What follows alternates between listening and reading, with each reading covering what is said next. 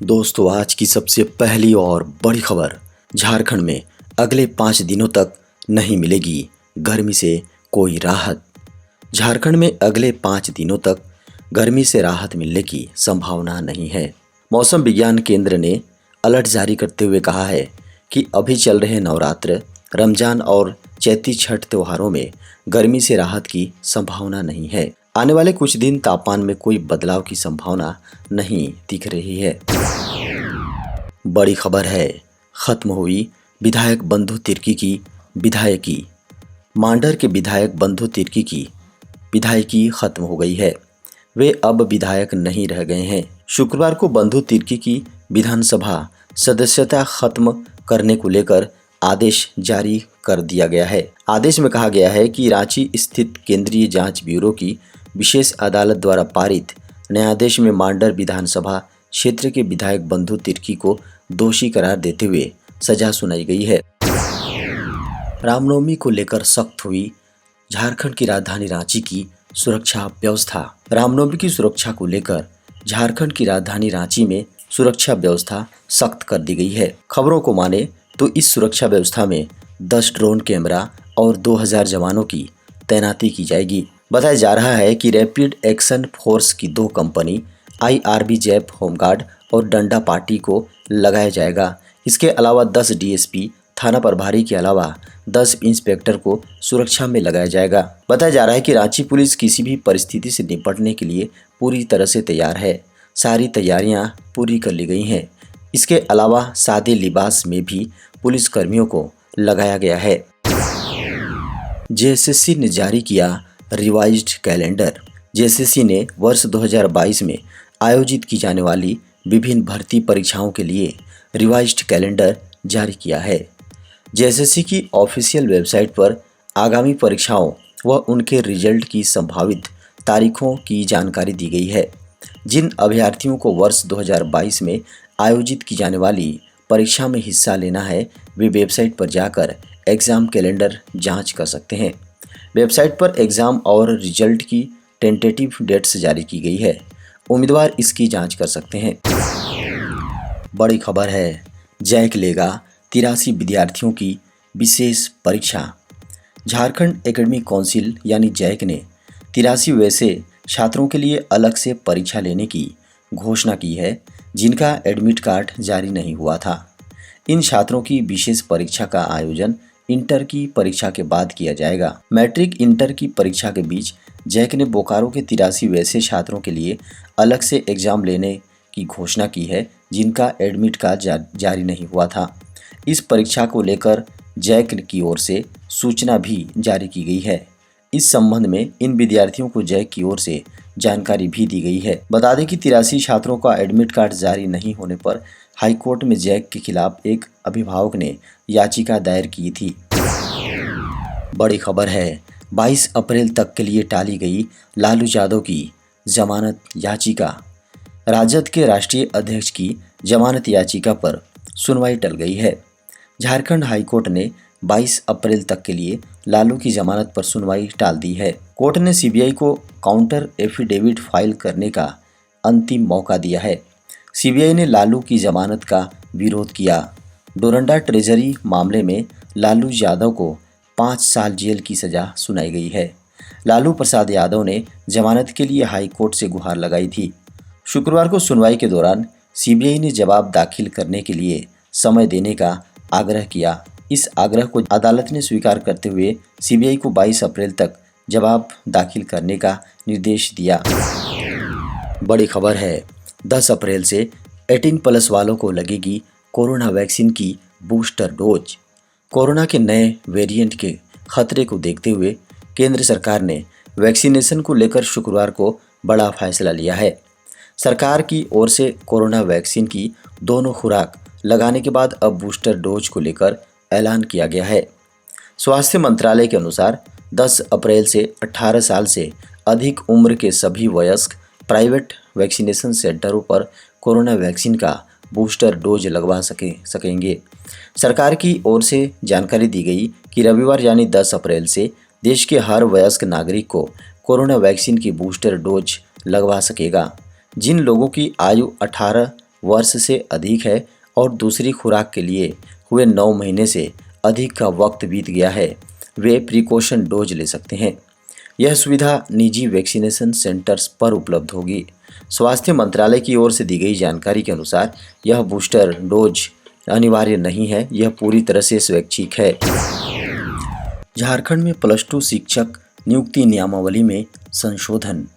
शिक्षा विभाग ने +2 विद्यालयों में शिक्षकों की कमी को देखते हुए शिक्षक नियुक्ति नियमावली में संशोधन की प्रक्रिया पूरी कर ली है। संशोधित नियमावली के तहत अब 75% सीट पर सीधी नियुक्ति होगी। इसे लेकर अधिसूचना जारी कर दी गई है। झारखंड में अब तक +2 विद्यालय शिक्षक नियुक्ति में 50% पद हाई स्कूल शिक्षकों के लिए आरक्षित होते थे, लेकिन इसे अब घटाकर 25% ही रखा गया है। इस नियमावली के अनुसार इन सीट पर सीधी नियुक्ति प्रक्रिया अपनाई जाएगी। अब सीट खाली रहने की संभावनाएं कम हुई है। +2 स्कूल में जब भी शिक्षकों की नियुक्ति हुई है, हाई स्कूल शिक्षकों के लिए आरक्षित सीट हमेशा ही खाली रह गए हैं। देश में बीते 24 घंटे में मिले कोरोना के 1109 नए मामले।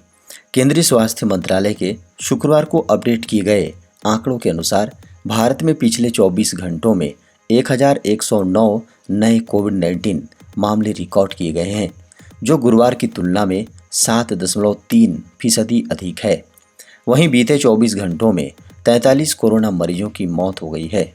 एक दिन में 1213 मरीज कोरोना से रिकवर हुए हैं। देश में सक्रिय मामलों का आंकड़ा 11,492 पर है।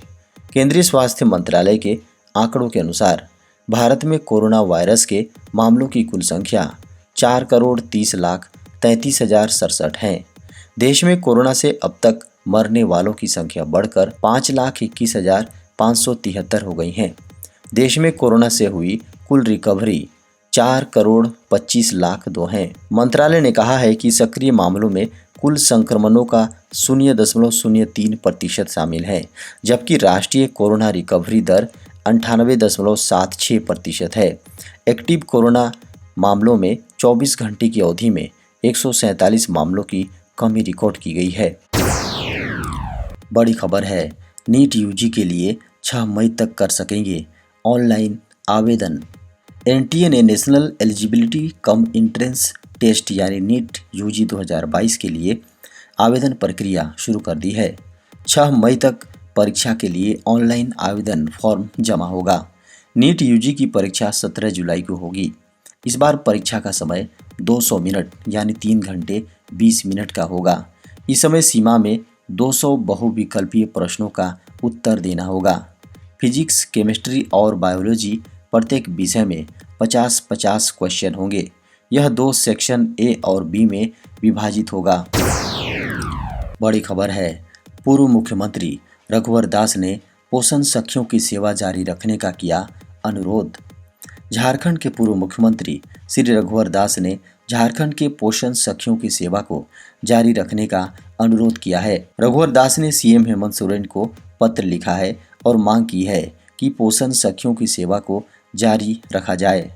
उन्होंने पत्र में लिखा है कि पोषण सखियों की वजह से ही झारखंड में कुपोषण के आंकड़ों में कमी आई है। अपने पत्र में पूर्व मुख्यमंत्री रघुवर दास ने लिखा है कि पोषण सखी की बहाली के बाद से झारखंड में कुपोषण के आंकड़ों में कमी आई है। उन्होंने आग्रह किया है कि राज्य सरकार अपने संसाधनों से उनकी सेवा को जारी रखी जाए। बड़ी खबर है, इस बैंक के ग्राहक अब नहीं निकाल पाएंगे 5,000 से अधिक की राशि। ग्राहकों की निकासी के साथ साथ आरबीआई ने एक बैंक पर लोन ग्रांट करने या उसे रिन्यू करने की पाबंदी लगा दी है। बैंक को इसके लिए अब आरबीआई से पूर्व अनुमति लेनी होगी।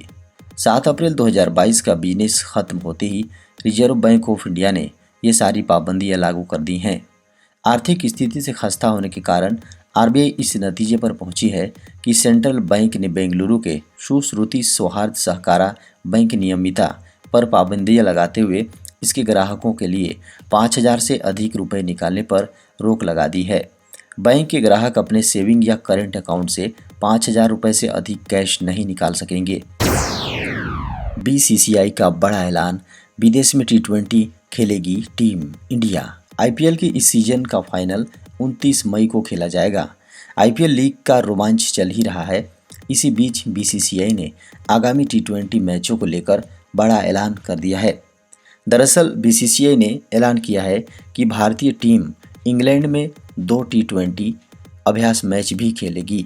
भारतीय टीम इंग्लैंड के खिलाफ लिमिटेड ओवर की श्रृंखला से डर्बीशर नॉर्थम्प्टनशायर के खिलाफ 2 टी20 अभ्यास मैच खेलेगी। भारतीय टीम 1 जुलाई 3 जुलाई को अभ्यास मैच खेलेगी। डर्बीशर ने अपनी वेबसाइट पर इसकी घोषणा करते हुए कहा है कि भारत शुक्रवार तक जुलाई को इंकोरा काउंटी ग्राउंड पर डर्बीशर से भिड़ेगा। विश्व की नंबर 1 रैंकिंग की टी20 टीम डर्बीशर के खिलाफ खेलकर आईसीसी 2020 विश्व कप की अपनी तैयारी जारी रखेगा। भारत अपने नागरिकों के लिए इस साल जारी कर सकता है ई पासपोर्ट। केंद्रीय विदेश राज्य मंत्री मुरलीधरन ने गुरुवार को कहा कि सरकार वर्ष 2022-23 से अपने नागरिकों को ई पासपोर्ट जारी करने की योजना बना रही है। मुरलीधरन ने राज्यसभा में कैलेंडर वर्ष 2022 में ई पासपोर्ट जारी करने की सरकार की योजना और इसके डिटेल पर एक सवाल के जवाब में ये बातें कहीं।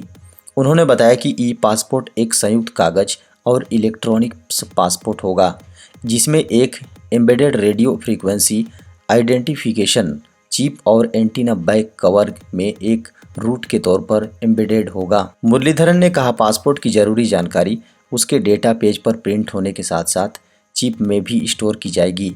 दस्तावेज और चिप की विशेषताएं अंतर नागरिक उड्डयन संगठन के दस्तावेज 9303 में निर्दिष्ट हैं। उन्होंने कहा कि विदेश मंत्रालय ने राष्ट्रीय सूचना विज्ञान केंद्र को ई पासपोर्ट जारी करने के संदर्भ में तकनीकी जिम्मेदारी सौंपी है।